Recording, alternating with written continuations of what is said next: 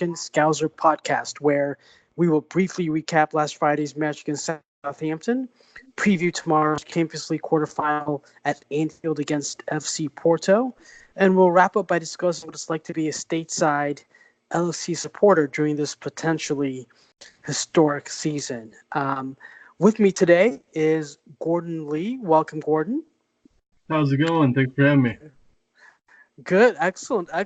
I'm coming from you tonight from the Roscoe Village neighborhood in the near north side of Chicago. Where are you today, Gordon? I am a little bit further south than Chicago. I'm in Coal City. That's just south of I-80.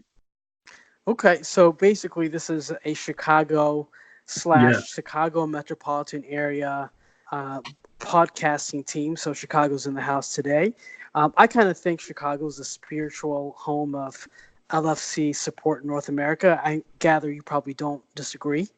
I completely agree with that statement. Yeah, we are the middle of the middle. It's everybody comes to us. Exactly. Well, you know what's kind of interesting or strange? Last time I did a podcast, like I am today, I was tucked away in my basement, and I had just returned from playing an indoor soccer game. And, you coming back from a game, you're sweaty. I took off the shirt. I didn't have time to really shower before the podcast, so I just kept my shirt off and was going to just shower immediately after the podcast. Somehow, I accidentally activated the camera function on the Skype app we use for these podcasts.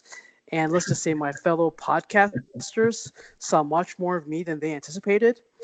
Gordon, you'll be happy to know that I've taken several precautionary measures to make sure that you don't see, nor anybody else see, any portion of me that is desired. In which case, as this is audio broadcast, that will be exactly 0%.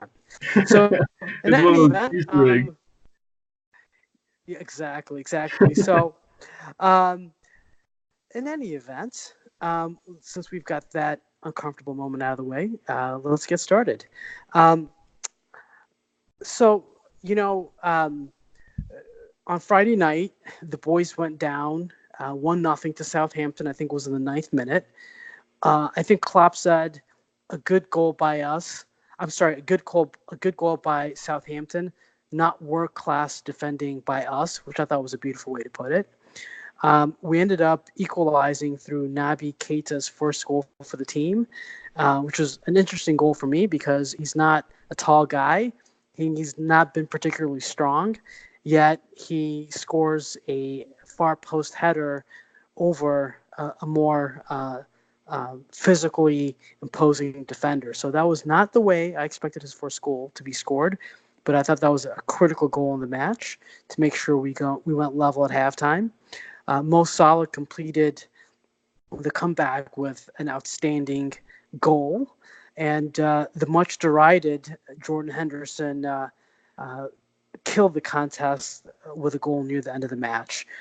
Just to recap things, we're now top of the table, 82 points from 33 matches, with City having a game in hand. And we still have a chance to register our highest ever points total in the history of the club, not just the Premier League era, and really among the highest ever for any club if we win our remaining 5 matches. I don't know that we need to spend a ton of time analyzing every aspect of the game because, the game happened on Friday and it's Monday, and it's been talked about at length. But if you don't mind, Gordon, why don't you summarize your overall impressions of the match and how you think it sets us up for the rest of the Premier League season? Yeah, I'd be more than happy to. It's kind of the way I saw it happening.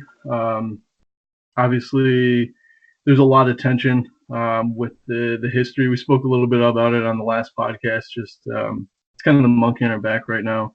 And obviously, the guys are getting psyched up in the locker room. The whole city's kind of holding their breaths. And of course, we go to Southampton and put one in, or they put one in pretty early on us, and just make the game a lot more nerve-wracking than it had to be. But this is a team who, unlike years past, 1-0 doesn't faze us. I mean, we've come back. What is it? The last 3 games in a row now. Exactly. from losing positions. I think it's fantastic that the three people that scored really needed a goal.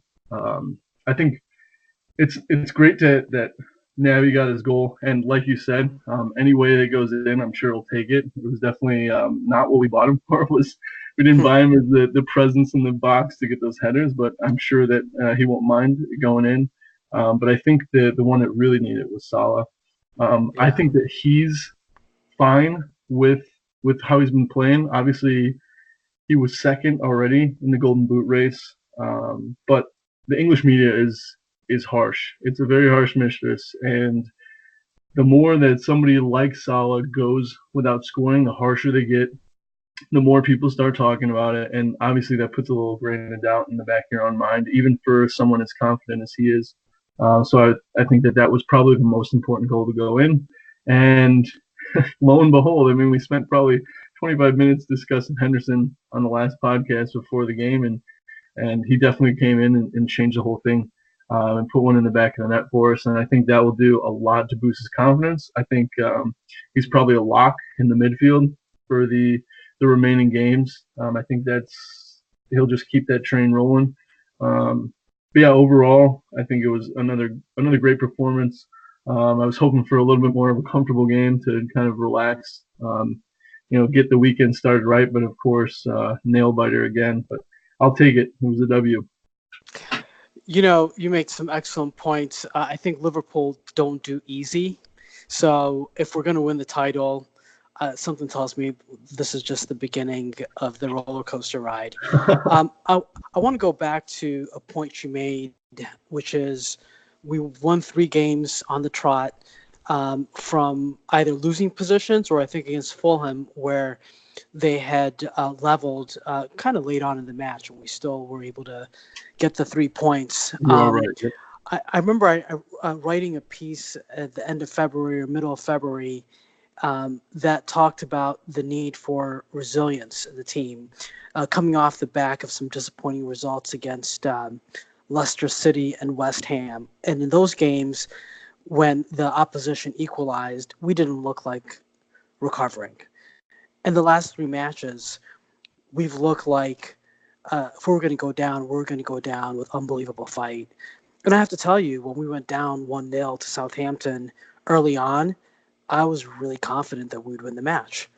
That would not have been the case 2-3 months ago. I think we're on championship form, not because of our scintillating play necessarily, but because we're starting to show a real steely determination.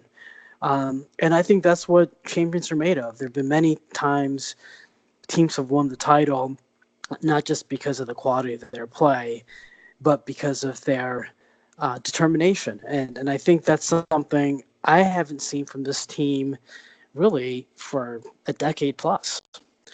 So I think, we'll have to see. We'll need Man City to drop points, of course, but I'm liking what I'm seeing, and long may it continue. Question for you. What did you make of Trent Alexander-Arnold's performance on Friday?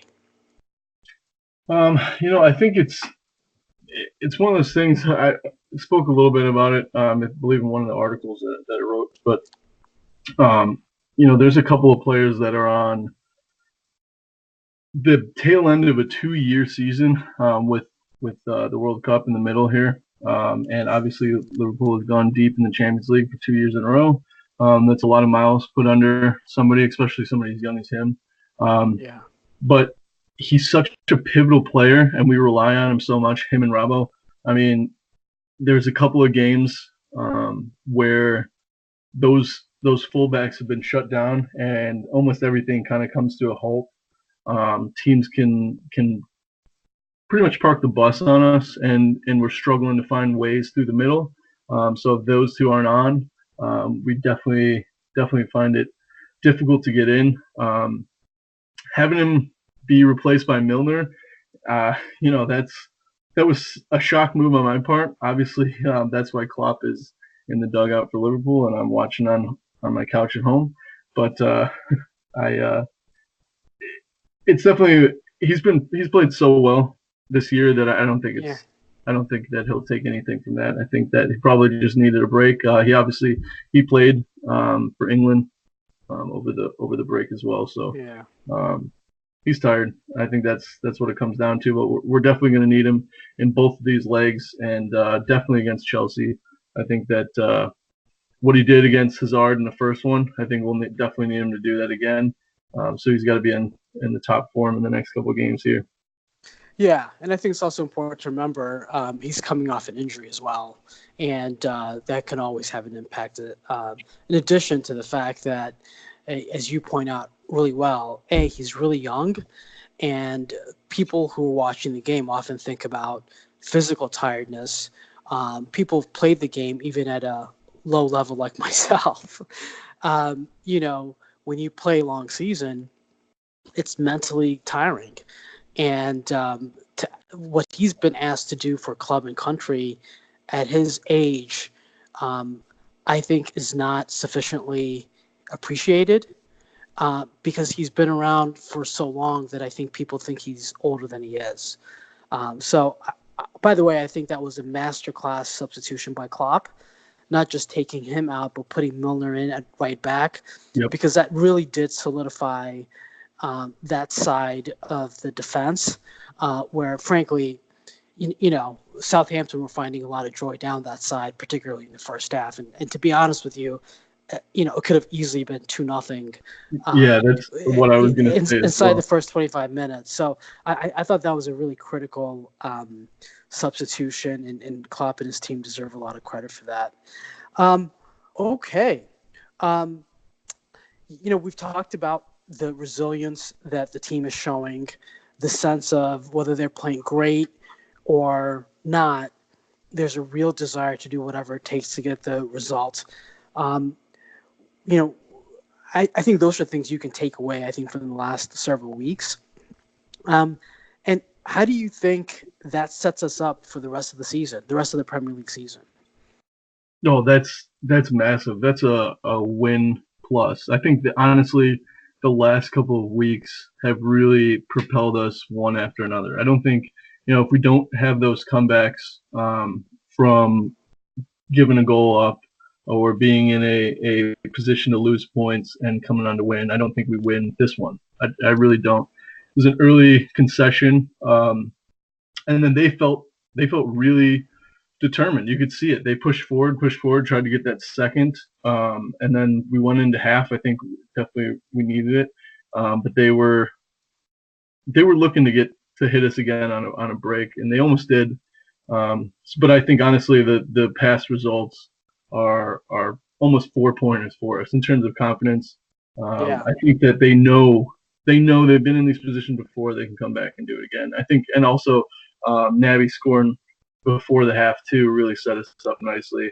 And I think their biggest mistake, Southampton, was just the fact that they kind of had a game plan, and it looked like they were going to be pretty confident to try to park the bus and then hit us on a counter.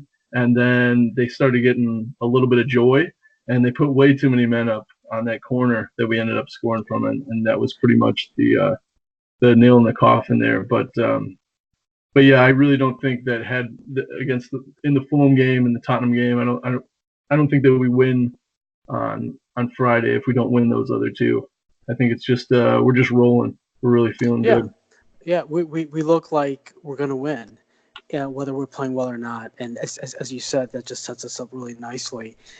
One final point about the specific game is you talked about, and I completely agree, that the most important goal from a confidence standpoint and for what it means for Liverpool was the goal scored by Mo Salah. I think it's important to point out that this was not a tap in from 6 inches that hit his knee and went in. This was a really terrific finish following a 60-yard run at full speed where the decision to shoot was not an obvious one. In fact, as I was watching it, I was thinking to myself, he's holding on to the ball too long. And, a second later, the ball's nestled into the far corner.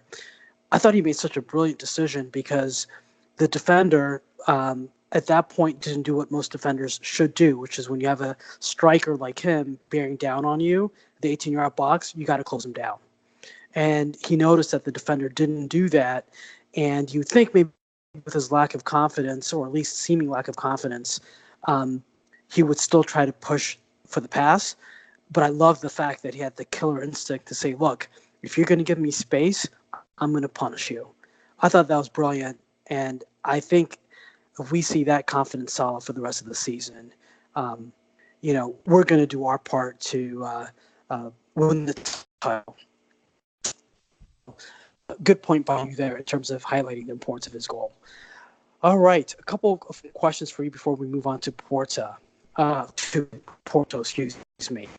These are fill in the blank questions. Okay. All right.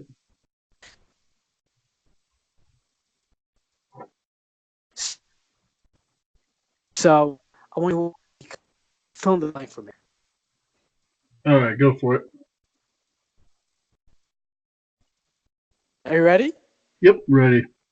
Okay, so I'm asking you the question. Oh no, sorry. That's okay.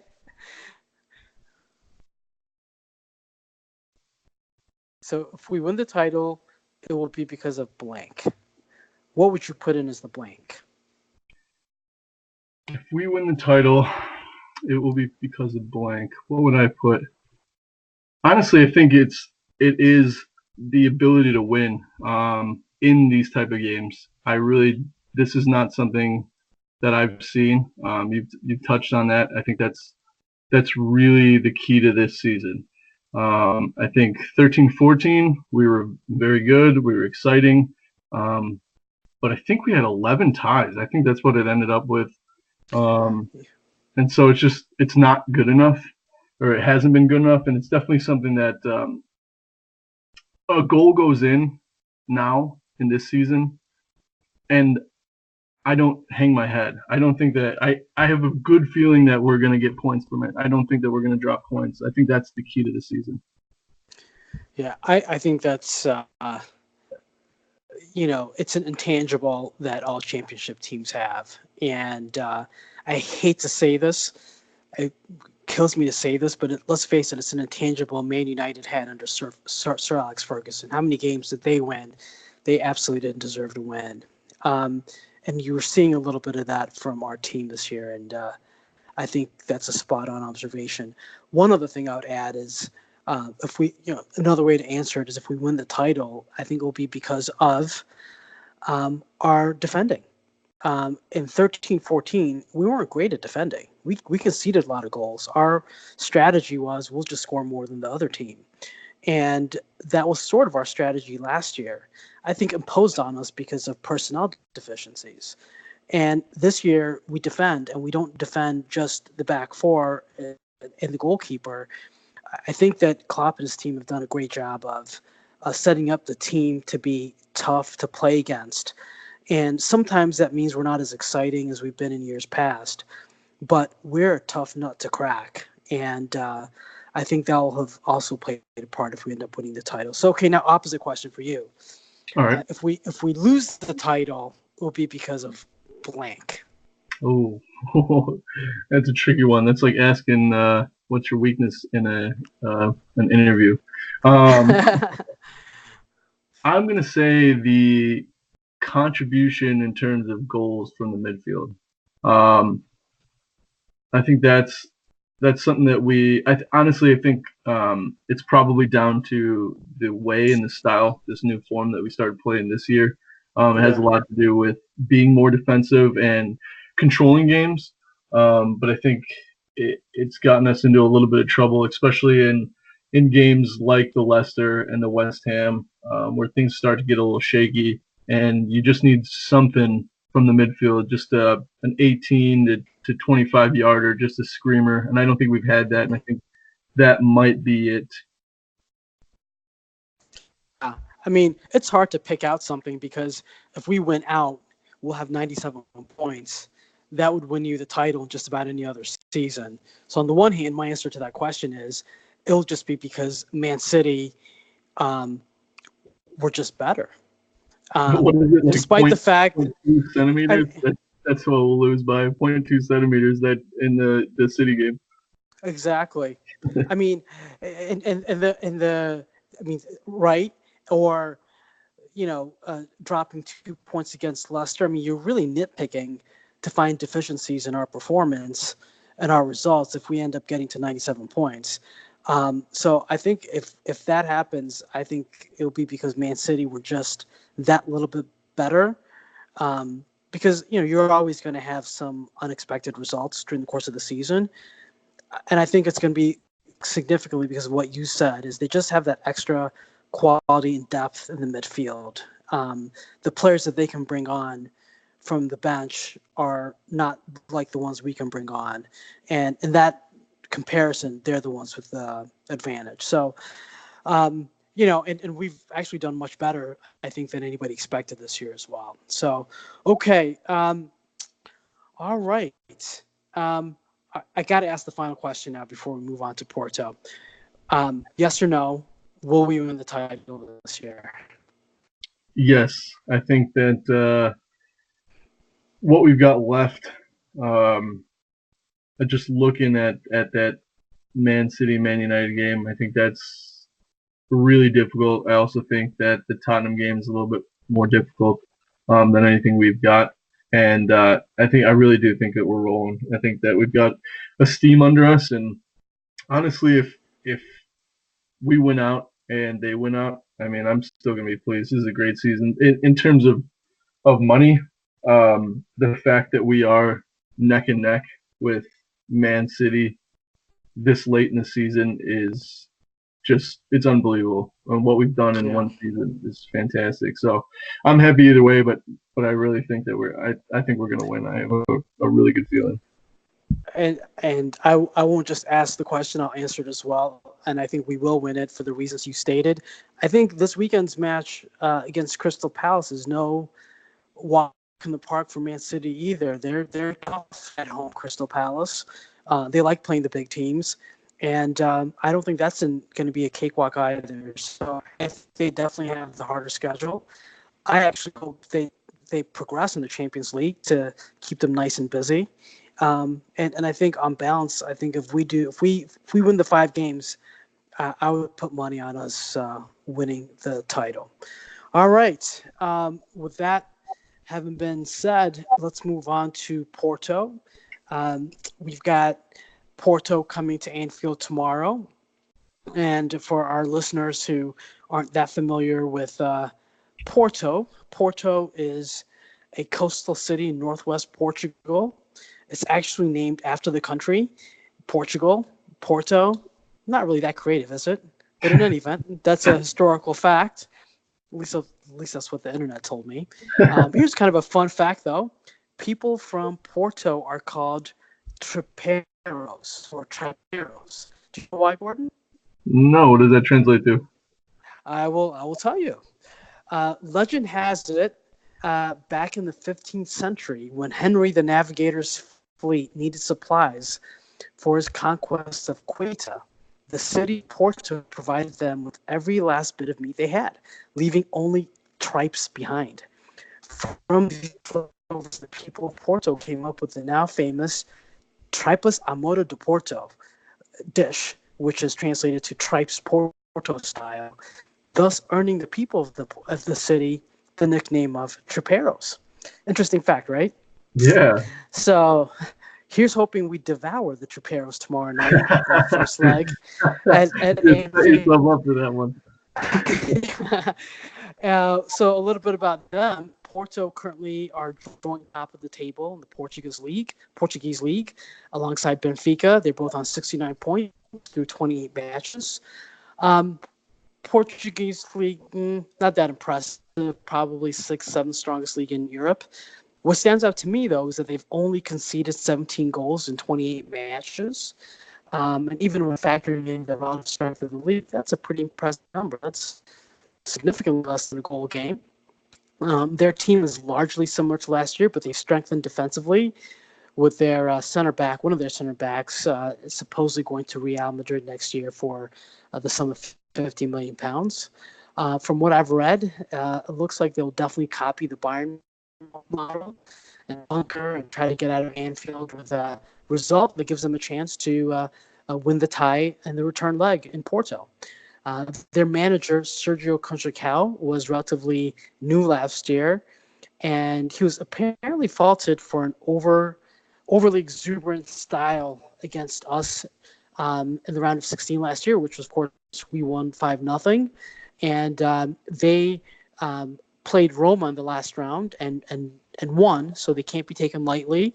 And they did it by getting a result, an away goal in Rome, and then winning the return leg against Roma in Porto 3-1. So I don't think this is going to be a repeat of last year.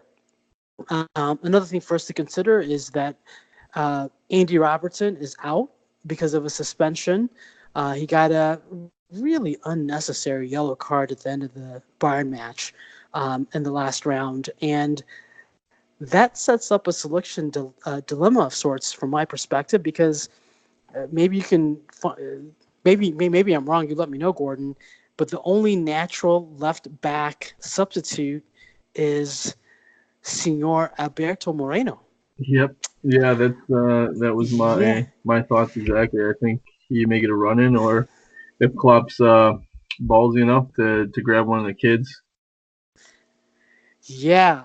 I don't that one. We're gonna have to talk about that, because the sight of Alberto Moreno marauding down the left wing makes me want to scream like that guy in that famous Van Gogh painting. And Yep, especially at home like too in the Champions League. at home, he gets a rush of blood to his head, and he'll be in the box. The unfortunate part is he'll be in the opposition box when he should be closer to our box. Yep. I can think of so many matches where he has cost us severely, including, in my opinion, the Europa League title in Klopp's first year. So I want your thoughts about that. I don't think anybody else is suspended, and I think for the most part, Klopp will have a full team to pick from. So, Gordon, tell us what we've got to do tomorrow to win. How would you set up the team, and your overall thoughts on tomorrow's match? Yeah. Oh, first of all, we'll address the elephant in the room. I think that if he decides to go with Moreno on the left, I really think that we're going to see a makeshift three center backs, probably Milner, fitting in with Fabinho, um, Mm, or even, I mean, Fabinho or Milner in between, um, just dropping, almost being a back three, allowing Moreno to get up without hurting us. I think that's probably what we'll see. Kind of forgo one of the extra guys in attack, which should be all right. I mean, as long as we don't concede, that's really the main thing. Um, Porto obviously dangerous. They've got a lot of speed this year. Um, Not much in attack has changed for us, but I mean, if Moreno's out there, they'll definitely get some joy in the left. So that's has me thinking that we're probably going to see a makeshift three. Let Trent and Moreno kind of go forward without too much damage done. At least having somebody drop really deep. But we'll have to see about that. Obviously, Porto's in a similar situation that they were when we faced them last year.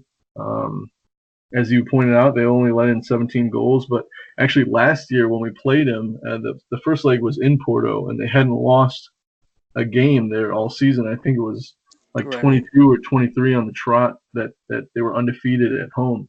And so I think that the Portuguese league probably isn't the best determination, but confidence levels probably are. And being in Anfield in that first round, I think they might feel a little bit more comfortable to go forward. But with Salah's shooting boots on, I think Firmino has finally adapted to that role.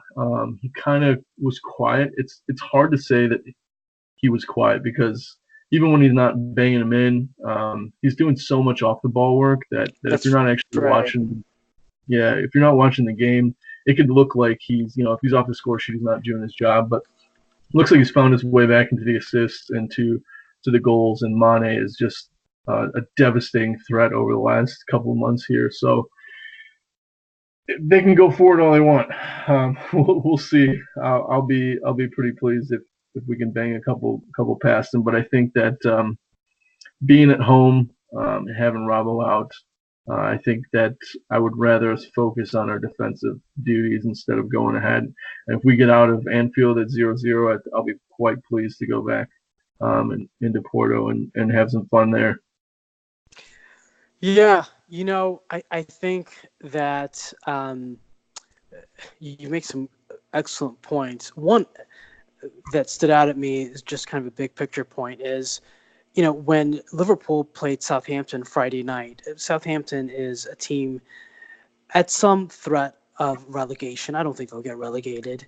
But when you watched most of the first half of Friday's game, you saw a team that had quality. Do they have top six quality? No, but you saw quality all over the pitch, and Liverpool had to, dig in deep to get the result. And you go to the Portuguese league, and I got to imagine most games for a team like Porto against most of the sides in that league is a cakewalk. And you know, uh, teams from England, I think, do suffer somewhat in Europe because of their exertions in the domestic competition, in a way that teams from other leagues don't face as much. Particularly when you're a big fish in a small pond like Porto. I got to tell you, I think we're going to score goals tomorrow.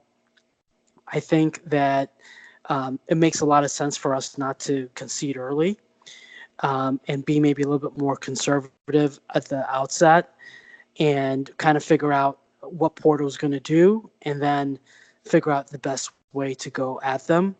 The worst possible start in a situation like this, I think, would be to concede an away goal. I think that'll play right into their hands. And, we've got the 90 minutes. We don't need to score 3 goals in the first 10 minutes. Um, I like your shout about about 3 center backs, if we go with Moreno. But I have a question for you. Could Milner possibly play left back? Yeah, that was another thing I was thinking about, but honestly, I think he's gassed. I really think that he's going to play more of an auxiliary um, super sub when we need him, just kind of Klopp's utility belt player. Yeah. I think the last game they started, it just he he was still crunching in the tackles and things, but he wasn't covering the areas.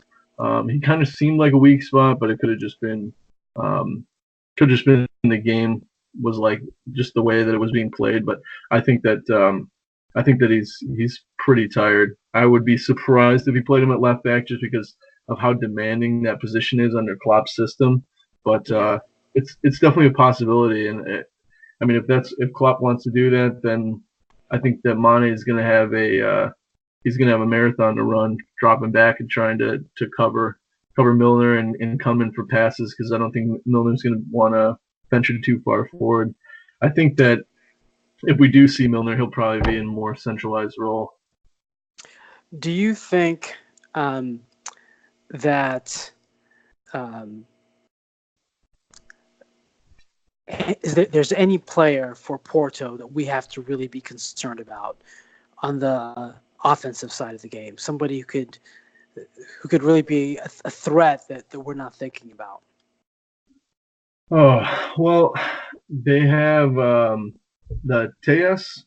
He so far he's been blistering. I was reading up about him. He's one of their favorite players. And so obviously just popped on YouTube and kind of got sucked into one of those rabbit holes. He looks very talented. He looks like somebody that could not only change the game with kind of changing up the vanilla style and putting some chocolate in there, but he takes players out of the game by putting the focus on defensive focus on him. I think that obviously in a Portuguese league, the way that the defense is discipline wise, I think that that probably earns Porto a lot of points. I think that we're a little bit more disciplined. I don't think that we're going to get sucked in watching him. There's actually a possibility that he doesn't play due to an injury. Okay. Apparently, in his last match, he was taking a PK and injured his hip. But from all accounts, it looks like he'll be healed up, ready to go for Liverpool. But that would be one player that I'd probably be interested to see play. I think that he's probably their most dangerous player, and if they put him on the wing over there by Moreno, it could be a long day. Yeah. Again, I like your suggestion about a setup with three center backs, because if Moreno's playing left back, he's practically going to be playing left midfield. I think the guy, and I don't like to berate players. I want to support our players. There are a lot of Hendo haters out there. I'm not one of them. I think the guy gets a bad rap. He has limitations, and oftentimes he's, you know, people assume he should be the type of player that Gerrard was, or somebody of that ilk. And the truth is, he's never been that type of player. So all that is to say is, I don't like to berate our players, particularly ones who've made important contributions in the past. All that is to give you context to justify my absolute lack of disdain for Moreno. I just think this guy is a liability, and we should almost pay somebody to take him off our books. That's and I know it sounds really harsh, but I have seen matches that just made me want to scream. And Klopp, I think, is one of the most supportive managers for players who try their best and who do their best to implement his tactical system. He's a guy who backs his players. He doesn't throw them under the bus. And I think we all know that he does not have confidence in Moreno to implement his tactical style. So whatever system he puts out there has to assume Moreno is going to screw up. And that's not a great starting point when you're dealing with a player. But all of that said, he may not have an option but to play him. And, I'll make sure I have my cardiologist on call if I see him penciled in for the left back position. I'm not a member of the Alberto Moreno fan club. I don't mean it personally, but the guy is just, at best, a walking disaster. All right. Any other thoughts on tomorrow's match? No, the only thing I would add is, sometimes you see players, they just don't work in the system, and it's one of those things where I don't think Moreno would. I don't know why he's a defender. I don't think he's a great defender. He definitely wants to be a left mid. I think he should just be a left mid. Maybe he might be better in the Italian league, but I mean, even that league is sort of changing from a defensive standpoint to a more attacking player. But yeah, I'm with you, and like the same thing. I'm not a fan of berating players, but he definitely does make me want to pull the hair out. So we'll have to see. Obviously, being in Anfield, it's going to be a little testy. I'm hoping though that like we're so focused on the league and we had such a fun run in the Champions League last year that this is just kind of a bonus. And the 12th man kind of sticks with Liverpool, and they just kind of have fun tomorrow. But if they do see Moreno on the score sheet and the tensions are there just from this title run, a little bit of hangover from the Premier League. It could be a long day because I've seen Liverpool play down to opponents just because Anfield's just not in it.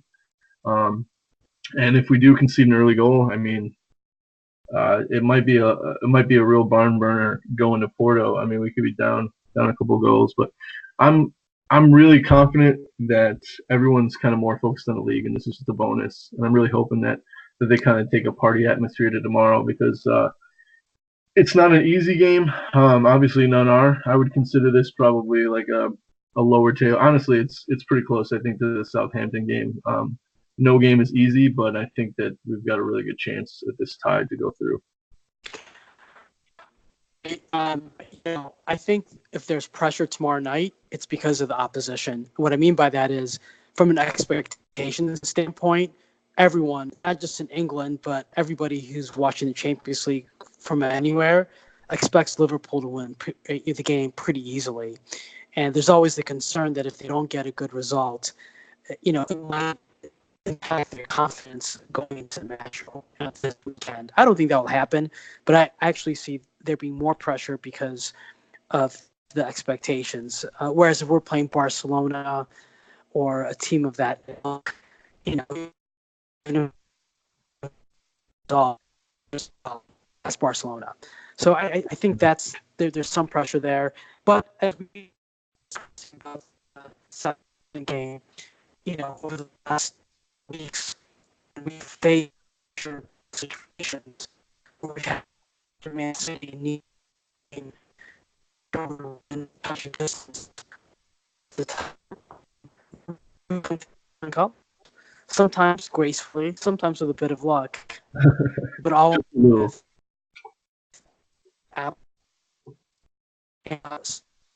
tomorrow night. My prediction is that we're going to win 2-0. What's your prediction?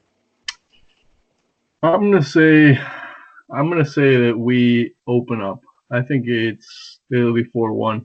I think that we'll probably get a little carried away with ourselves and drop one back, but I'm actually expecting them to knock a couple in tomorrow and have some fun. So 4-1's mine. Okay. So for all of our cautionary talk, we're both expecting a multiple goal victory. I like that very, very much. All right. Well, I thought we'd wrap up with kind of a different approach. I've been reflecting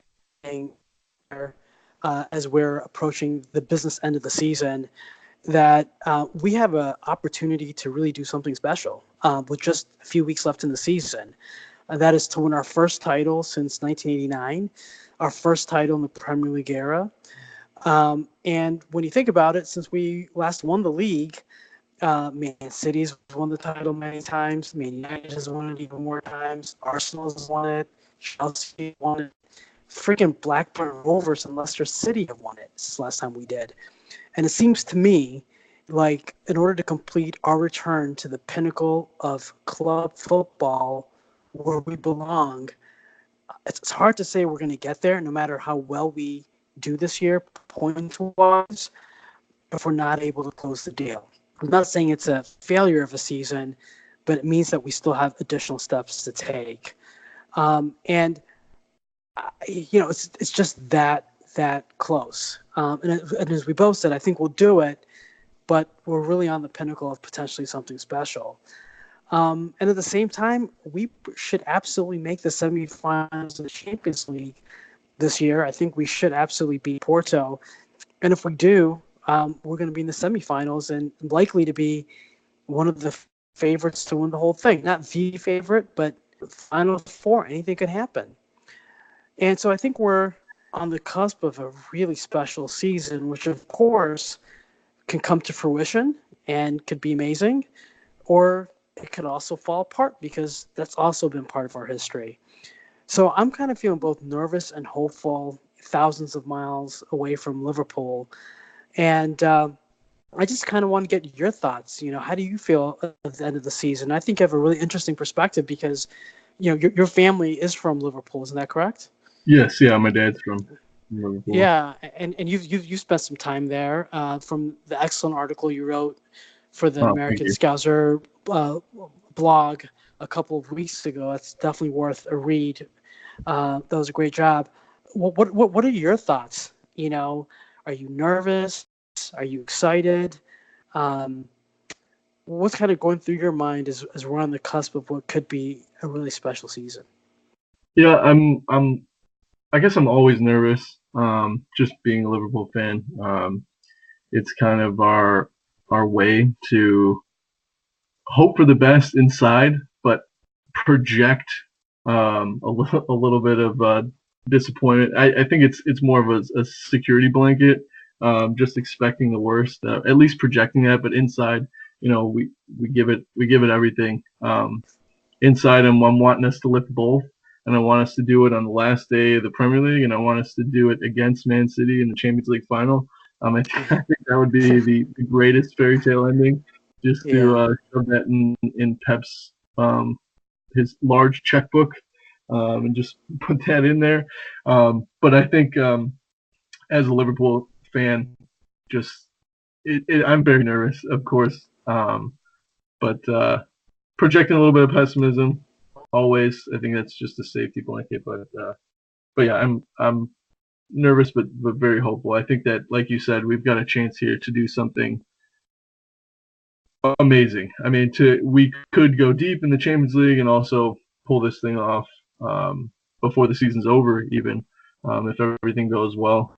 But at the same time, we're right on that knife's edge, and if we don't give our best performance in the next couple of games in the next few weeks, it could all be for nothing.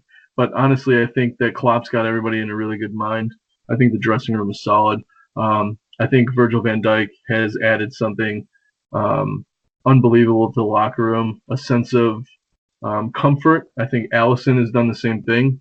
I'd actually like to see him make a big save early tomorrow because I think he's kind of been shaky a little bit. Made a couple of early blunders against Tottenham, and I think that kind of shook his confidence, and then really didn't even get into the game. First thing he does is pick the ball out of the net against Southampton. So I'd like to get him in early. I think that it might just be a lack of action. He's come up really big this season, but it's kind of few and far between when he does see action. But I think those two have brought such a calm to the defense, and knowing that when we do give it up in the 18-yard box on the attacking side of the field, that it's not doom and gloom for us. So I think that this team is not something that I've seen since I've been watching, and it's exciting. And as much as I want to sit back and enjoy it, my heart will not let me do that. So keep my fingers crossed. But like I said earlier, no matter what happens, I think this is a fantastic season. I think it's going to springboard us into a lot of things. I think there's a lot of players too that would like to come to Liverpool, and I think that we have a system where our top players want to stay. I don't think that we're going to be a selling club from here on out, or at least in the next couple of years here. So exciting times for sure. And if we could start off these exciting times by taking some titles, that would be very welcome. Yeah, I mean, I think I'll be disappointed if we don't win something this year, and by that something, I mean the Premier League title. Of course, I'll be happy to take the Champions League trophy as a consolation prize, but I think I won't be happy because that's what I think need to do. But if we finish the season on 97 points, God knows how many points we're going to be ahead of the third place side by the end of the season. If that happens, we're not only talking about a top four anymore, we're talking about a top two. I mean, there's a big distance now between second place and third place. And the fact that we're in that top two tells you what tremendous strides we've made since Klopp has come on board. And we've made some great strides off the field, not just with the stadium revamp, with our commercial success off the field, and not just the spending of money, but the spending of money with intelligence. I mean, people thought we were crazy to pay £75 million for Virgil van Dijk. What's he worth on the market today? You know, so Yeah. I mean, we've really gotten smart on and off the pitch, and I think I guess I'll be disappointed if we don't win something, but to deny the progress of this team, which I think some fans do, is really short-sighted and unfair. What I plan on doing it, I'm kind of a bundle of nerves during matches. The way that I'm going to try to cure that is to try to make it to our local Liverpool pub here in Chicago, AJ Hudson's, as many times as I can.